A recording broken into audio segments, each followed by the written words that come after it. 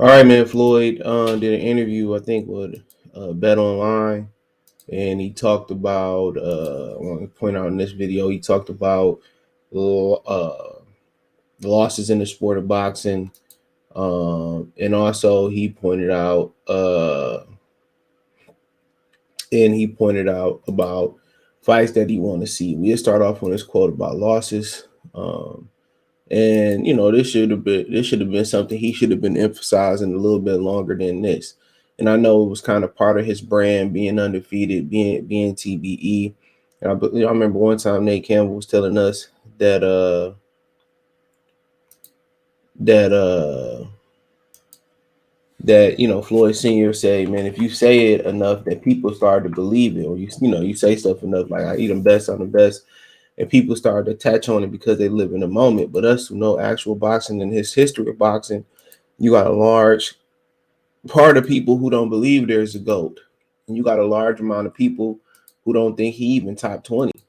When you talk about real people, real historians, real boxing aficionados, I mean, go ask Blood Boxing where he ranks Floyd Mayweather amongst, let's say, top 50 fighters of all time. Go ask him. Very knowledgeable brother. Shout out to Blood Boxing. Go support Blood Boxing. Um, so he knows.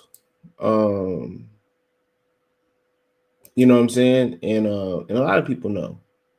It's just a lot of people be prisoners of moments, like people who watch LeBron and say, "Oh, I just don't see it getting any better than this," or "He's the greatest of all time," and he this and he that, and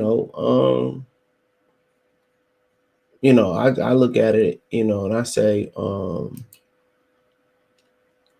you know, you just living in the moment. I grew up in the Jordan era, you know what I'm saying, and people who grew up with Bird, Magic, Dr. J, they feel a different way. It's different when you grew up in the era than when you go back and look at it. It's not the same effect, but Floyd Mayweather, fighters are so worried about losing. I'm here to let everybody know that as an amateur, I lost fights. Yeah, I remember he lost to Augie Sanchez. You live and you learn. Winning and losing is part of competing versus the best. The best should fight each other no matter from what I did. Now, you're going to make it all about him, but this is actually accurate depiction. It is all about him in this situation. It is. Um, he put the emphasis on the O. He made the sport toxic about the O. And I don't think that was his true intentions. It was just part of his brand. That was part of his calling card. I think he took too long to come out and dispel it like this. And he made it say something small in the past and stuff of that nature. He might have made, minor comments in the past about it, but, you know, he should say this on a better platform. When Tank Davis was doing all those fights, when Tank Davis was doing all them fights,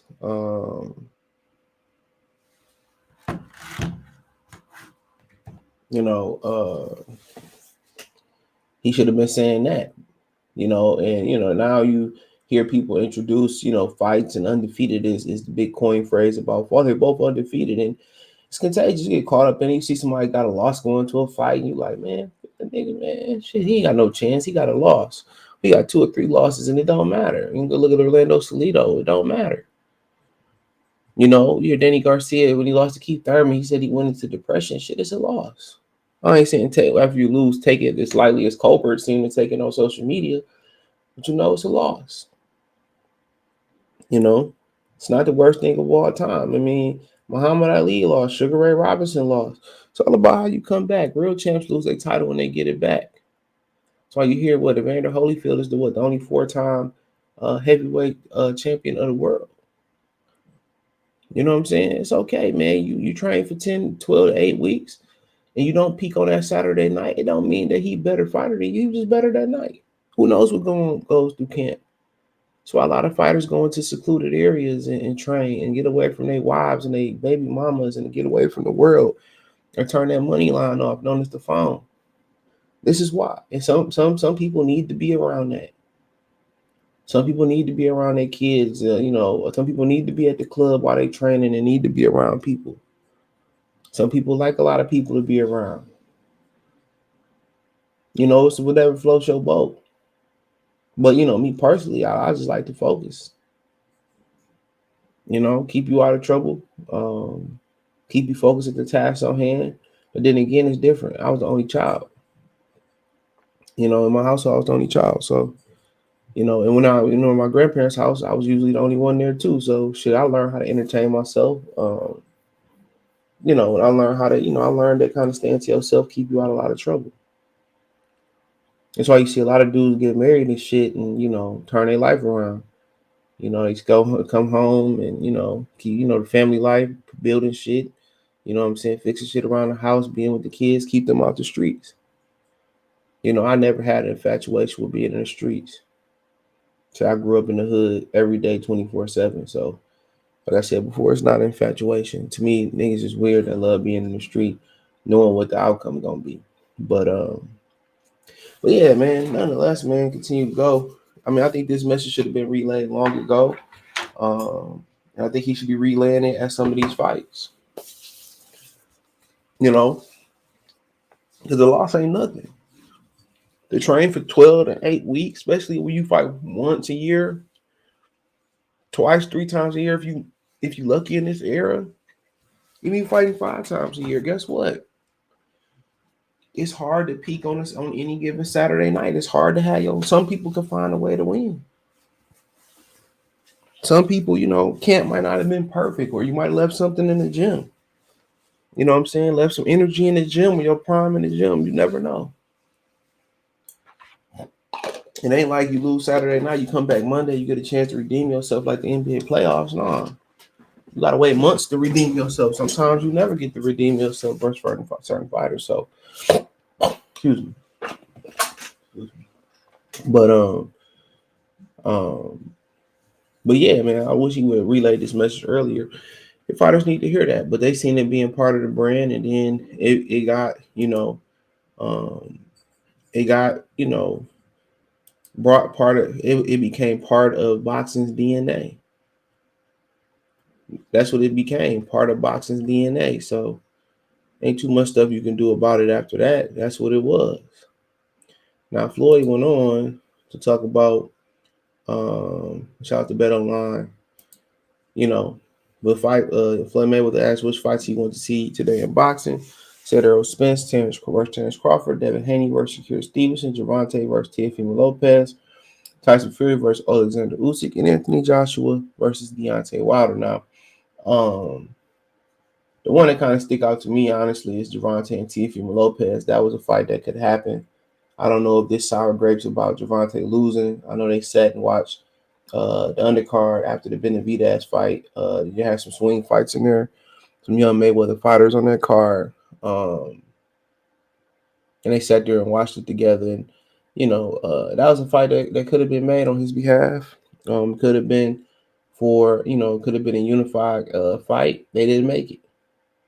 So to me, that's comical to go around and say, well, I want to make the the Gervonta and Teofimo Lopez fight. It could have been made for belts, but y'all didn't make it. Now, it's one thing where if you can't overrule Al Heyman, it's another thing if Gervonta didn't want it, but you the promoter.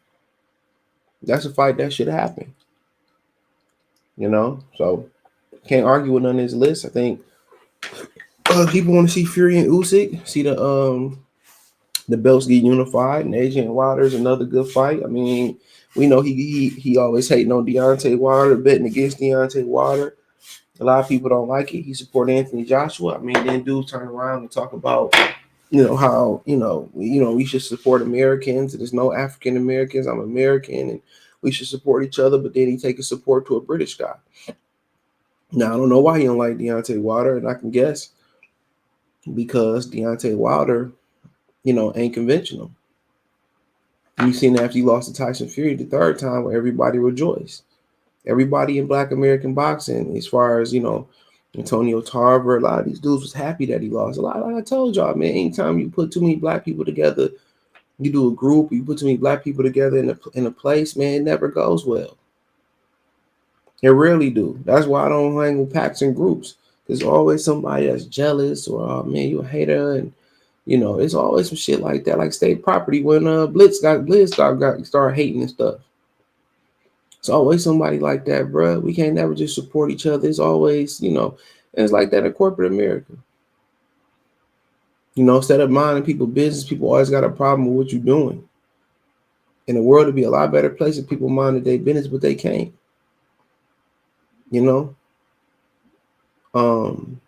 But yeah, Devin and having Haney and Shakir Stevens, that's a good fight.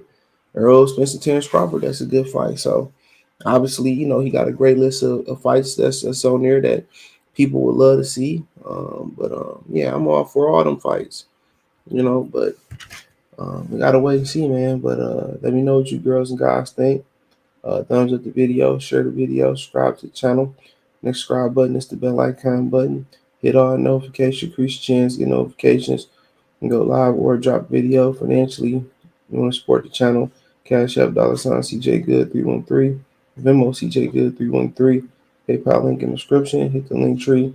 Follow me on Twitter, Twitch, Instagram, Spotify, Anchor, Cash App, Venmo, PayPal, Apple Podcasts, Google Podcasts, and more. Appreciate the love and support. One time for the one time. Good for the TV. Peace.